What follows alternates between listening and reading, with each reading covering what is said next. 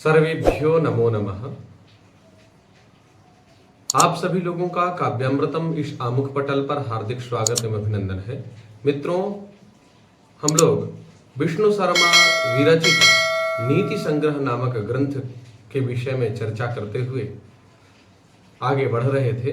हम लोगों ने 13 श्लोक पर्यंत अध्ययन कर लिया था। आज हम 14वें श्लोक से पुनः अपने स्वाध्याय क्रम को आगे संवर्धित करेंगे। आइए चर्चा प्रारंभ करते हैं। तो पुण्य तीर्थे कृतम येन तपः क्वाप्यति दुष्करम तस्य पुत्रो भवेद वश्यः समृद्धो धार्मिकः शुधिः। ऐसा हम लोगों ने इस श्लोक पर्यंत अध्ययन किया था कि जिस किसी व्यक्ति के द्वारा पुण्य तीर्थ में जाकर के अति दुष्कृत तप किया जाता है, उसके प्रभाव से उसका जो पुत्र होता है वह आज्ञाकारी होता है, समृद्ध होता है, धार्मिक होता है, शुद्धि होता है।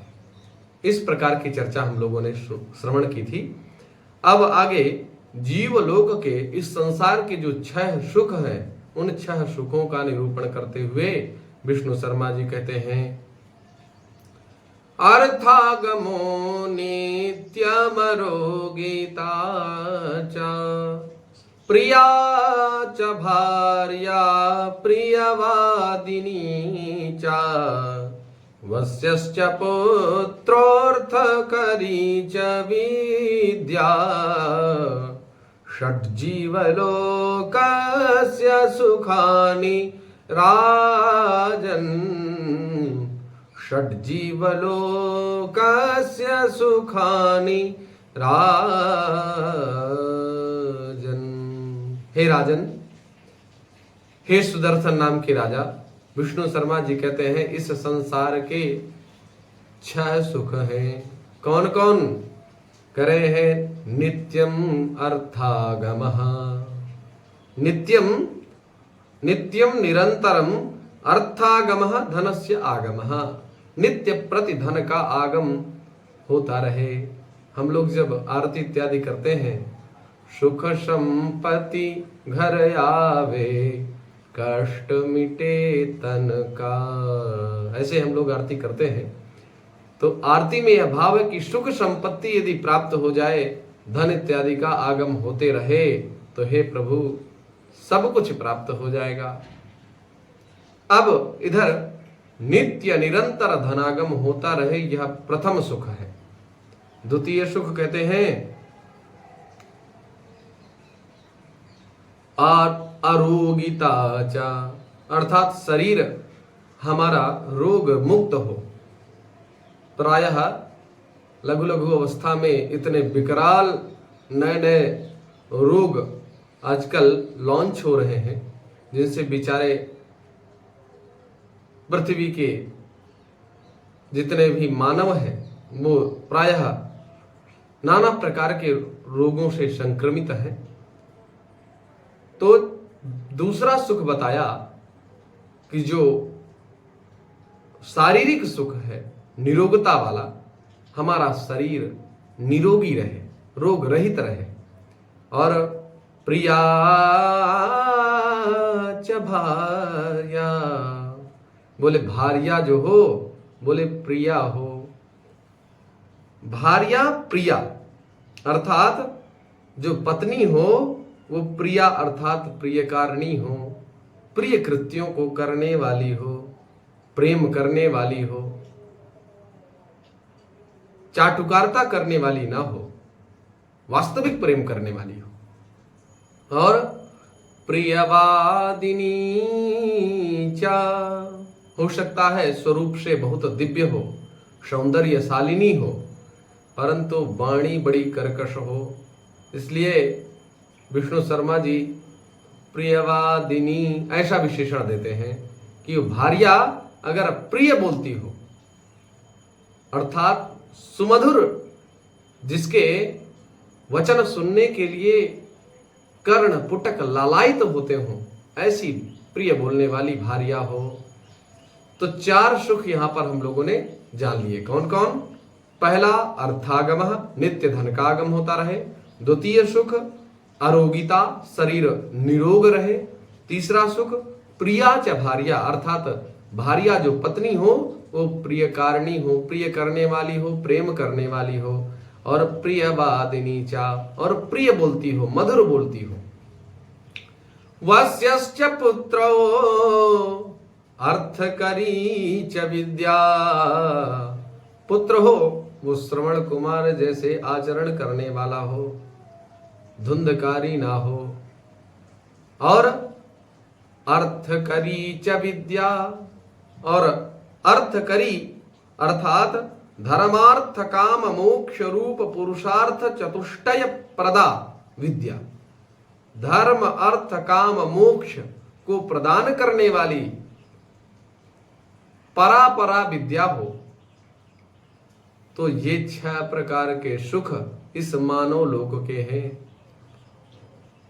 कहते हैं यस्य कस्य प्रसूतोपि गुणवान पूज्यते नरः, धनुर्वंश विशुद्धोपि निर्गुणः किं करिष्यति।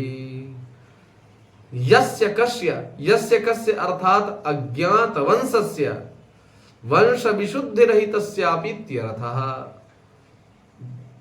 और प्रसूतोपि, यस्य कस्य जिस किसी भी अज्ञात कुल में, जिस किसी भी कुल में उत्पन्न हुआ हो व्यक्ति, कहते हैं गुणवान पूज्यते नरः, किसी भी जाति का हो, किसी भी वर्ग का हो, किसी भी देश का हो, किसी भी प्रदेश का हो, वह निश्चित यदि गुणवान है तो पूज्यते नरः, वह मानव पूजनीय होता है, वंदनीय होता है, जो गुणशाली होता है। और धनुर्वंश विशुद्धोपि निर्गुणः किं करिष्यति। जैसे धनुष जो है बांस का बनता है, और वह बांस का धनुष यदि प्रत्यंचा रहित हो तो जो उसका गुण है, प्रत्यंचा के अभाव में वो गुण धनुष में नहीं होगा। जब धनुष में वह गुण नहीं होगा तो धनुष की क्या उपयोगिता।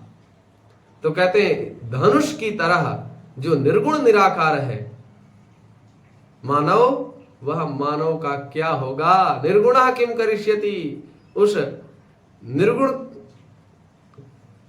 व्यक्ति का कोई सम्मान नहीं होता। अर्थात ये जो 4 आपके पुत्र हैं ये निर्गुण निराकार हैं, इनको गुणवान बनाइए।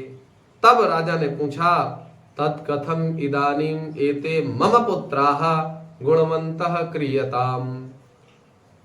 तो हे विष्णु शर्मा जी महाराज बताइए, कथम इदानीम, फिर इस समय कैसे, इदानीम एते मम पुत्राः, ये जो मेरे पुत्र हैं, कथम गुणवन्तः क्रियताम, इनको कैसे गुणवान बनाया जाए। यतः, क्योंकि आहार निद्रा भय संततित्वं सामान्यमेतत् पशुभिर्नराणां ज्ञानं हि तेषाम् अधिकं विशिष्टं ज्ञानेन हीनाः पशुभिः समानाः। अब इस श्लोक में धर्मस्य मानवता संपादकत्वं निरूपयति। अब विष्णु शर्मा जी कहते हैं मानव और पशुओं में ये 4 गुण बराबर होते हैं। कौन कौन? आहार, आहार अर्थात भोजन इत्यादि, और निद्रा शयन करना सोना, और भय अर्थात डरना। तो आहार निद्रा भय संततित्वम, संततित्वम भय अर्थात डरना। प्रत्येक प्राणी मृत्यु के भय से भयाक्रांत है।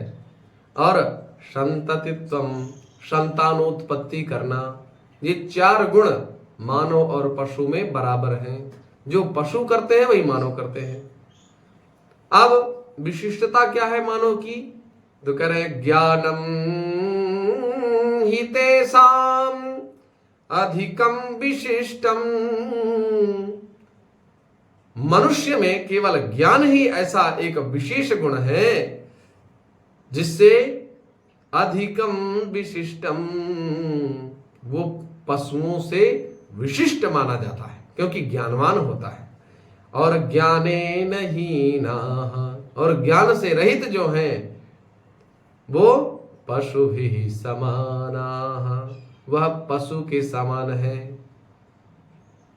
तो आहार करना, भोजन करना, निद्रा शयन करना, भय डरना और संततित्व संतानोत्पत्ति करना, ये मानव और पशुओं में दोनों में बराबर है। और जिनमें ज्ञानों का वैशिष्ट्य होता है, जिनमें सर्वस्य लोचनम शास्त्रम है, जिसके पास शास्त्र रूपी नेत्र है, वह व्यक्ति वास्तव में मानव है।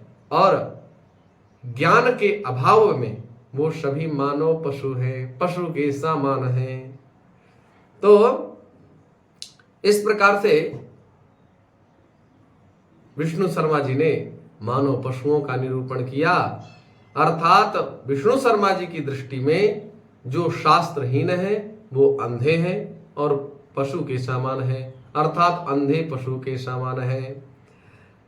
धर्मार्थ काम मोक्षाणां यस्यैकोऽपि न विद्यते अजागलस्तनस्येव तस्य जन्म निरर्थकम्।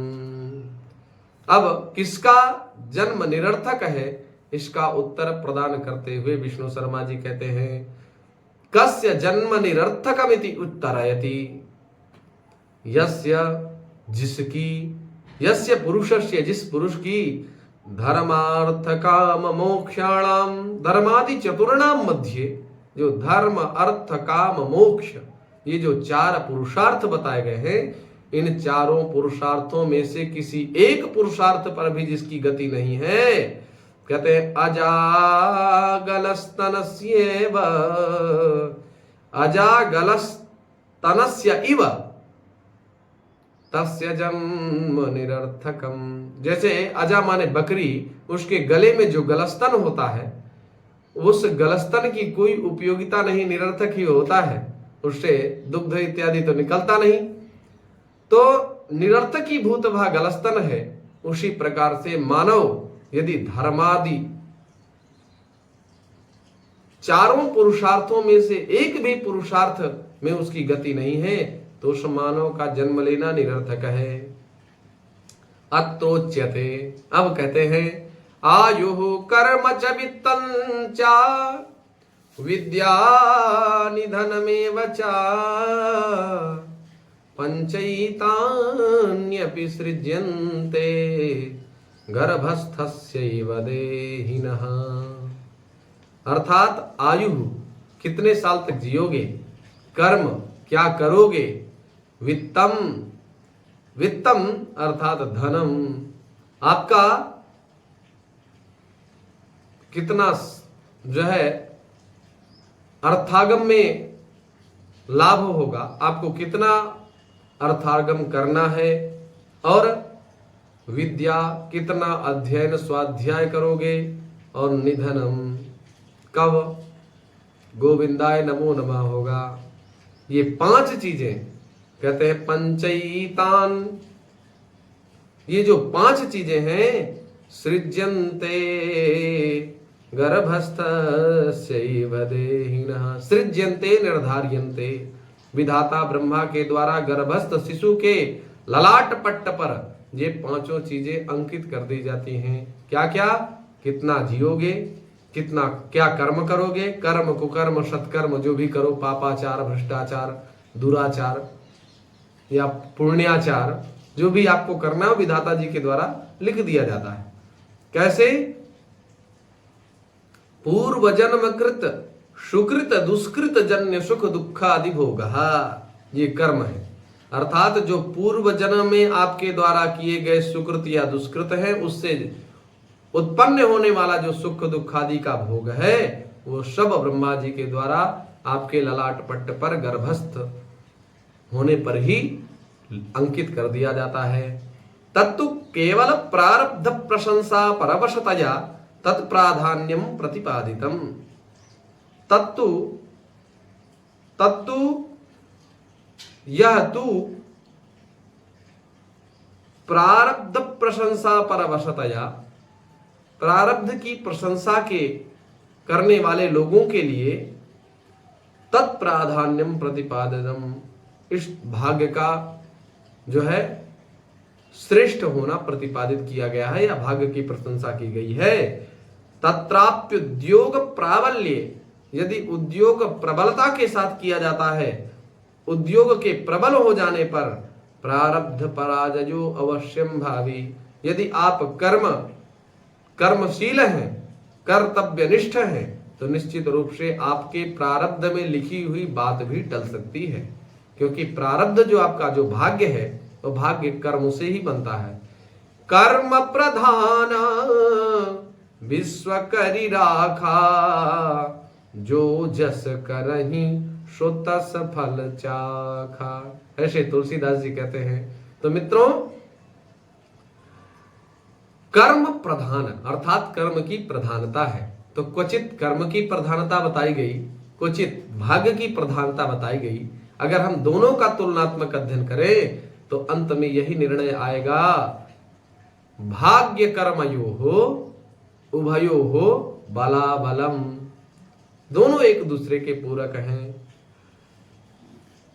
आगे उसी बात को कह रहे हैं, दैवे पुरुषकारे चा स्थितमस्य बलाबलम, दैवं पुरुषकारेण दुर्बलम ह्युपहन्यते।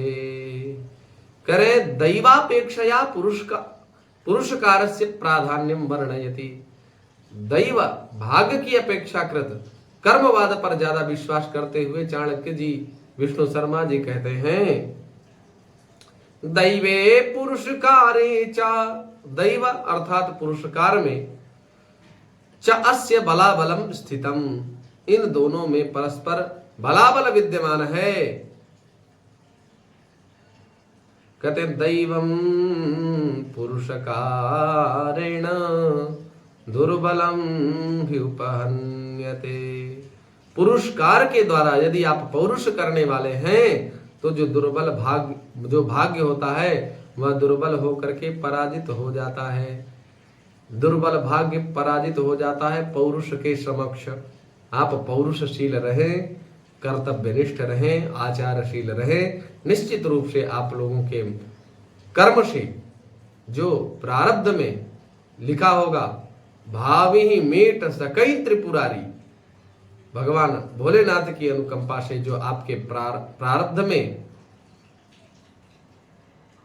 जो भावी है वह भावी मिट जाता है। कब? जब हम कर्मशील होते हैं, उत्तम कर्म करने वाले होते हैं। तो इस प्रकार से मित्रों आज हम लोग यहीं पर विश्राम करते हैं।